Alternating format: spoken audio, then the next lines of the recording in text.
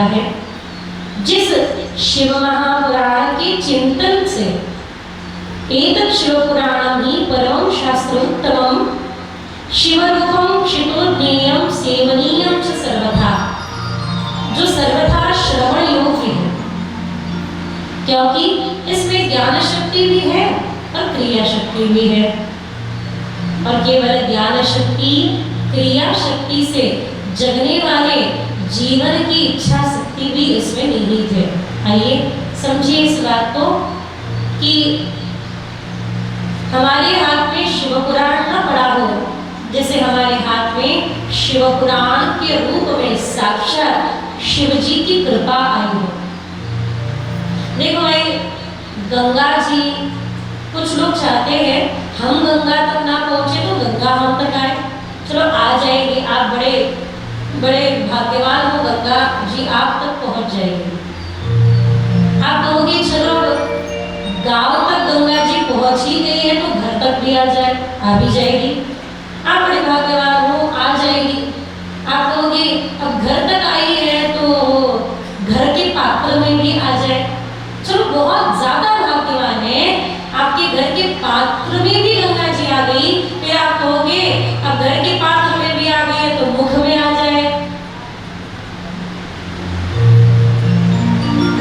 इतना तो पुरुषार्थ कर ले, अपने मुख में लेने का तो पुरुषार्थ कर ले।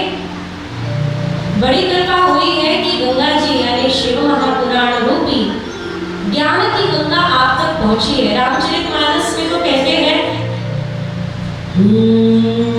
पूछे रघुपति कथा प्रसंगा, सकल लोक जग पावनी गंगा। पूछे रघुपति कथा प्रसंगा। हरि की कथा, हर की कथा पावन गंगा है। गंगा जी के तट पर जाने का कोई नियम है भला? आपको कोई मंदिरों में जाना और ऊपर से हमारे वृंदावन के मंदिरों में आओ तो मला कभी कभी ऐसा लगता कि वृंदावन के सारे ठाकुर पुणे आके गए होंगे। आपको बोलोगे कैसे? 2 से 4 बजे तक सारे मंदिर बंद रहते हैं पुणे की तरह। 2 से 4 बजे कोई ठाकुर के दर्शन नहीं होंगे आपको। ठाकुर जी विश्राम करते हैं, वही अपनी इच्छा के ठाकुर है, वो तो मर्जी से दर्शन देते हैं, मर्जी से सो जाते हैं, उनकी इच्छा। तो मंदिरों में जाना हो तो आपको उनके नियम के अनुसार जाना पड़ेगा, मंदिरों के समय के अनुसार जाना पड़ेगा। पर गंगा जी के पास जाने का कोई समय होता है भला? मंदिरों में जाना हो नहा के जाना पड़ेगा। गंगा जी के पास जाने के लिए नहा के जाने की जरूरत नहीं है, आवश्यकता नहीं है। नहाने के लिए आप जाते हो।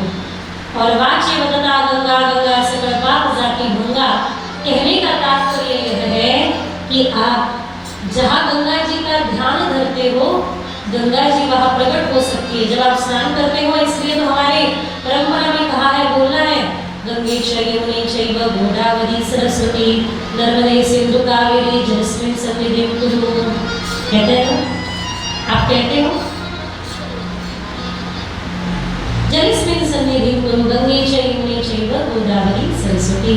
कहने का एकमात्र तात्पर्य यह है कि देखिएगा, ध्यान देके सुनिएगा, शिव महापुराण कथा गंगा जी के पावन गंगा तट के समान है। आप आ गए हो तो यहाँ पूरा पूरा आनंद ले लो, अरे प्रेम से आनंद लो।